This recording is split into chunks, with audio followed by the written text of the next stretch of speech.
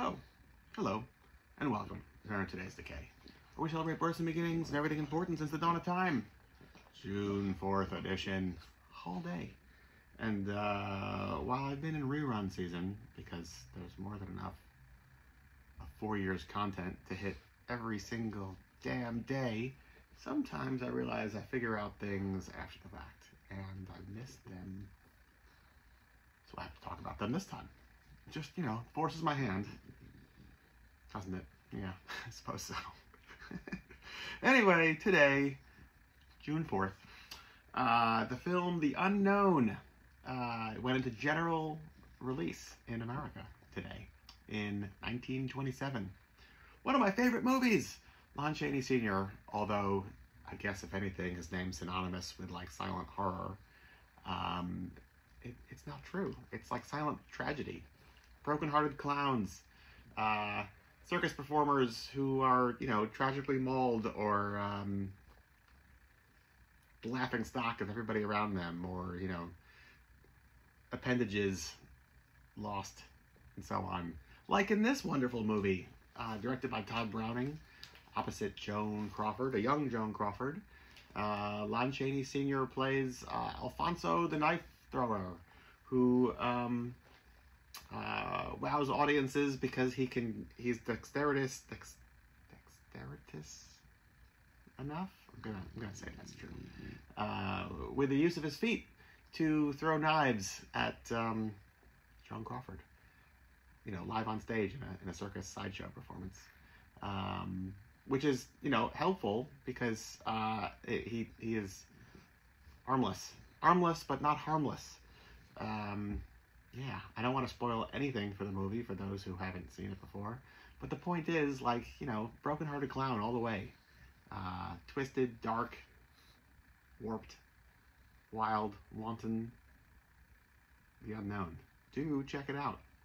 On the day it was unleashed on a very much unsuspecting American public.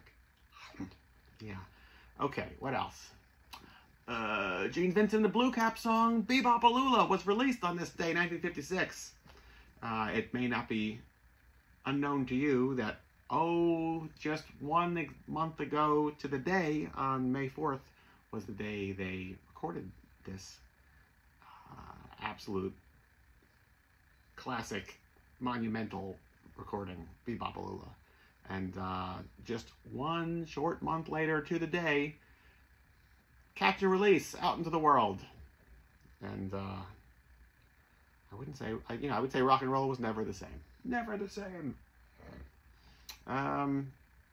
Much in the same line of thought, the Sex Pistols played today at the Lesser Free Trade Hall in Manchester, England, today, 1976. What is going on here?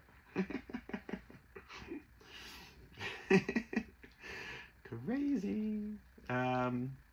This was a very important show. There was almost nobody there, but everybody that was there went home and was like, okay, I'm gonna start a band.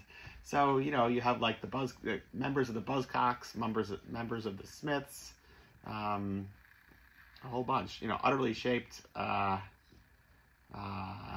punk and rock and roll and post-punk, etc., world, and in every direction. I think it's really kind of amazing to think how influential a handful of people can be in small, cramped venues, or corner bar stages, basically, or university halls where it's cavernous, but the handful of people who were there connect with it. If you think about it, all the crucial venues where major rock and roll movements started were all just with a handful of people, really. You're not talking about the Clash playing at Shea Stadium or something. It's CBGB's and Max's Kansas City and the Mud Club, here in New York City. But the same thing could be true and is true in every location where rock and roll burst into being. It's almost think I was listening to this great podcast called Hardcore History by Dan Carlin, and one of his episodes was about how, like, the scale of human time and, like, when we evolved into being modern humans is, like, infinitely longer than any recorded civilization that we know of. But that doesn't mean that there wasn't civilization, that there wasn't possibly rock and roll, you know, in, like, 32,000 BC, forget 3200 BC, but, you know, like, dozens, if not hundreds of thousands of years ago, human beings genetically were, like, just as we are today. And so we spent the majority of our time as a species on this planet probably